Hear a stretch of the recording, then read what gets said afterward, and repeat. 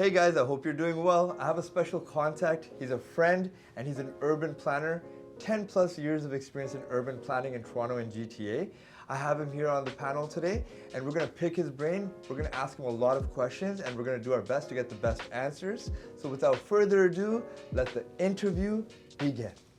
All right, Shehryar, are you ready for the interview? I'm excited, man. Thanks for having me, Dawood. You think you're gonna pass this interview? I'm a really tough interviewer, eh? I hope so. Yeah, okay, perfect. I'll let you know at the end. I thought you were my friend. Yeah, I know, but business and friendship, we gotta, can't just mix it all together, No, don't worry. I'm ready. Let's go. Perfect. So just to start off, I see here you're the owner of the Land Planners. Is that correct? Yeah, I'm excited. I mean, I just recently started the Land Planners. It's a design and planning consulting firm here in Toronto. Looking forward to it, man. Perfect. So we're just going to ask you a few questions because I have a lot of clients who end up asking questions and they end up getting referred to you anyways. That's so right. it's a good way of just putting a couple of questions out there and get a couple of answers and to have a better understanding. And let's start off with a basic question. What is urban planning? Yeah, sure. I mean, I get this question a lot as well too.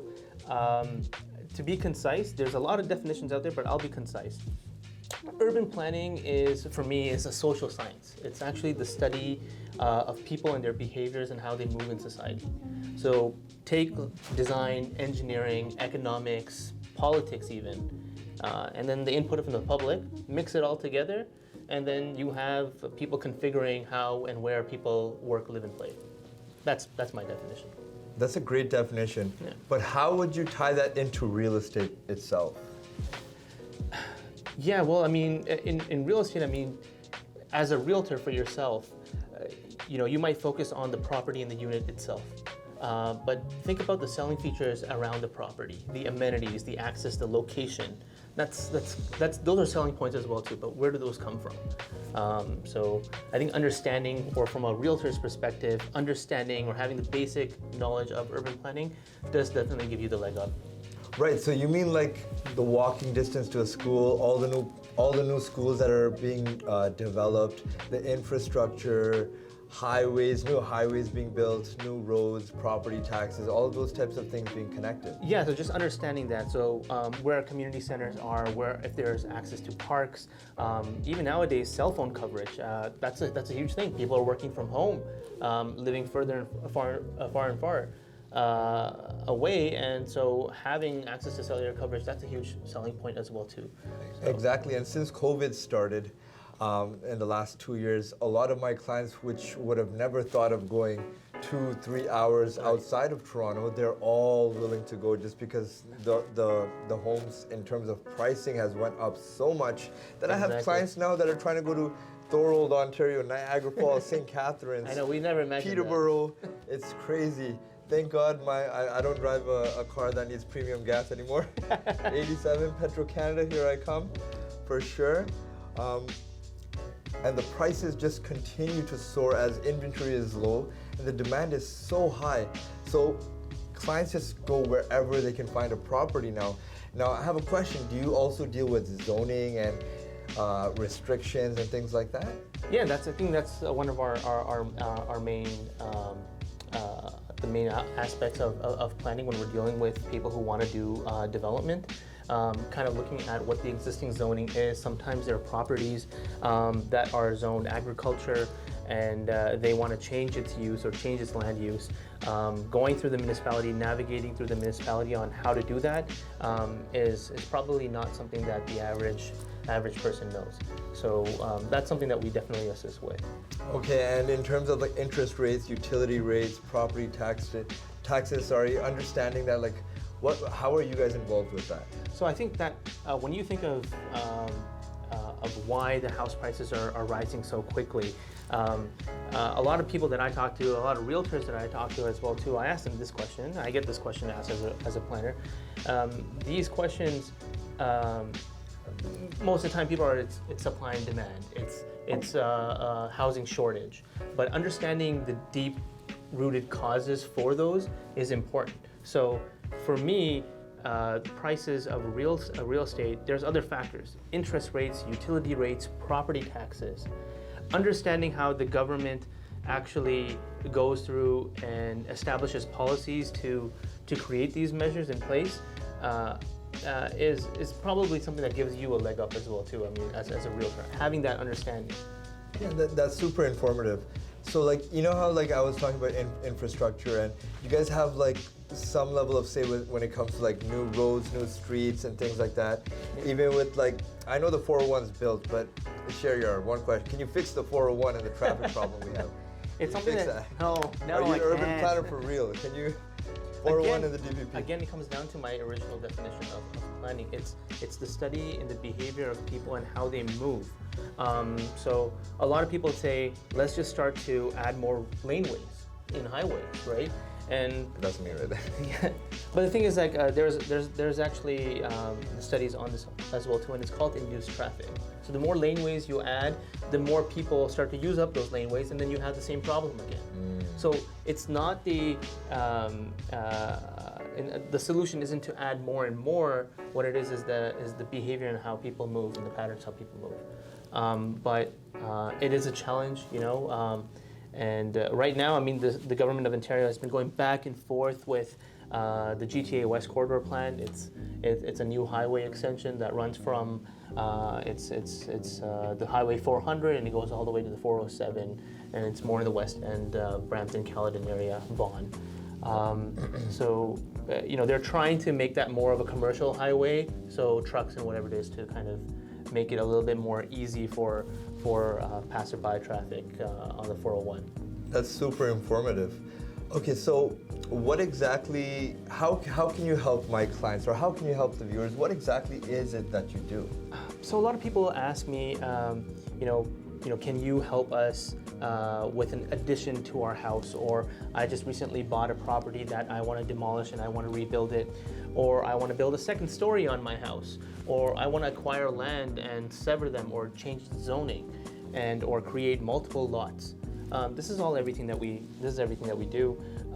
We help people navigate through the municipalities. It can be a very daunting task. You know, getting permits and approvals, dealing with all the other experts in real estate. I mean, that includes engineers, architects, you know, designers, landscape architects.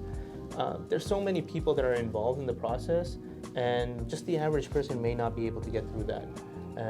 I've known a lot of investors. I think our go-to clients are mainly investors, and they don't want to deal with the day-to-day. They just kind of want to pass it along, and so I'm here to take it from them.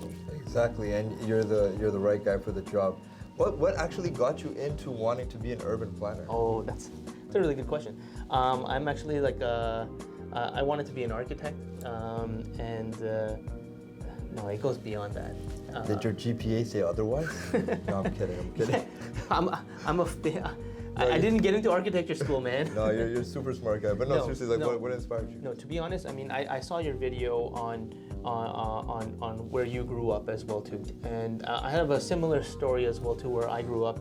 We're both from the buildings, by the way. Yeah. That's right. Yeah. So I grew up in a place called Thorncliffe Park, you know, and a beautiful, great area to grow up. I mean, I made so many friends there, and Iqbal Foods. Iqbal Foods. That's right. Actually, it's an area. That entire area, the Don Mills and Shepherd area, is actually one of the first planned communities in Canada, in all of Canada. So if you look at Thorncliffe Park as well too, the amenities, you have the Don Valley Highway, you have the amenities of the mall in the center of the entire community. You have a library, you have a park, you have the local mosque and places of worship there. You have the public transit that runs around the blocks. So that was one of the first planned communities, and growing up there, it was great. But unfortunately, I also saw the harsh side of living in those, you can say, low-income communities, right? We've seen that a lot, and that used to question me a lot as well too. I'm pretty sure it questioned you that, you know, why is it that we live here? Why is that, you know, Jane and Finch and Jane and Lawrence has a bad name? Why does like Tuxedo Court have a bad name? You know, or T Park, you know, or T Park, exactly. Right? I mean, like, the thing is that, or you think about Forest Hill, and you're like, oh my God, these communities, they're so much more lavish and posh. Why is that? So kind of those questions made me curious, and I was really excited about architecture and engineering, and I understood that urban planning had a huge role in how people, how people move. So that was curious to me, and I kind of went forward. Okay, that's amazing. So tell me some of the challenges you feel as an urban planner, whether it's from the consumer's point of view or just your daily challenges in this industry. Yeah, definitely. So I think I kind of mentioned this in the beginning of my definition, and planning can be political. And what do you mean by that? That sounds crazy, like when you say it's political. I mean, not everybody wants you to win, to be honest with you. I mean, if you are in a community and you own a bungalow home and you want to build a second story, part of the planning approval process is dealing with the public. At times, the public isn't on your side. I mean, a huge part of this is input from the public. Something that's really important to us as planners, and it's a challenge for us, is that we need to we're kind of responsible for our clients, but then for the public as well too. Yeah. At the end of the day, these structures that are put in place, they're here for a very long time, right? Like even heritage projects, right? Like heritage homes and... Right, we need to preserve those places, right? And so heritage always usually comes around when structures are there for more than 100 years or 100 plus years. So you want to see its value stay. And some zoning is grandfathered in, so you won't be able to change it. And if you were to knock those types of homes down, you wouldn't be able to get that type of zoning again. Is that correct? So yes, you're right about that. I mean, but there are possibilities of you to change the zoning, but then you need to comply with the new zoning that's in place. AKA call you. That's right. Yeah, okay. Definitely. Perfect. And before we wrap these things up, I feel like you almost got the job, by the way. Oh really? Oh, I forgot really about that. The interview is going really well. What are some of the things you want the audience to know about you that maybe they don't know? What makes you different? Why? Anything. Say whatever. Sure. I think in the planning world,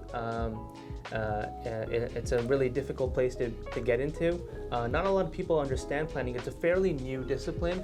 It derives from civil engineering, right? And so, it was really hard to get my parents to understand about me going into urban planning as well.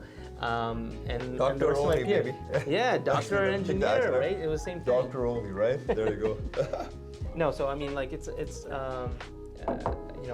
I find myself a little bit unique in my social circle. It's something that not everybody else is a planner. So I'm really happy to kind of assist people in this venture about me going out on my own, helping realtors, helping engineers, architects. So you get some level of fulfillment, some level of satisfaction from where you are. You didn't grow up around the nicest infrastructure, so you want to study it to know why it is the way it is, and from there you got some level of I want to be a part of the change. Well said, man. Thank you. Or did I just make that up on the spot? You probably did, but I mean, I do feel that way. I mean, there is some satisfaction that when you actually go out and are successful in a project, you drive by and you see and you're like, wow, I had a part in that. Yeah. It's nice to see.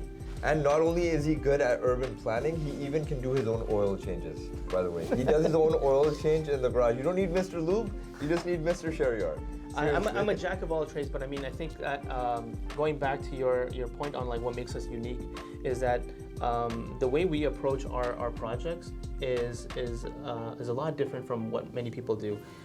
We actually do combine a lot of design work into our work. So we do 3D scannings, we do 3D modelings and 3D realistic renderings to kind of help visualize to our clients what the project will look like. And we keep them in touch and we keep them in the loop throughout the entire process. We use great project management tools. And on our team is also a bunch of experts. So, I have you on my side, and then I have other people that are architects, engineers to consult on. So, understanding a lot of people, a lot of our clients, they just kind of get left in the dark. What's going on with my project? What is it going to look like? I think a lot of pre-construction projects are like that too, right? You buy condo projects, and you don't even know what it's going to look like.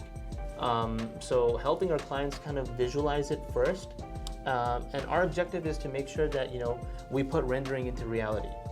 Exactly. Yeah. That's great. I hope that was very informative for you guys because I just learned a lot as well. Also, I'm going to be putting his Instagram handle, everything in the description below for your company. Any last words you want to say before Yeah, we sure. go? I mean, check out our website. It's thelandplanners.com. You can find me on Instagram and LinkedIn. I'm pretty active there on LinkedIn. If you have any issues or questions, if you have any questions, please contact me. Contact Dawood. One last question. The interview is done, my friend. Who's your realtor, by the way? That would be great. If I was your realtor. There you go. And if you guys have any other questions, feel free to let us know and we'll answer it as soon as we can. Enjoy. Take care. Bye.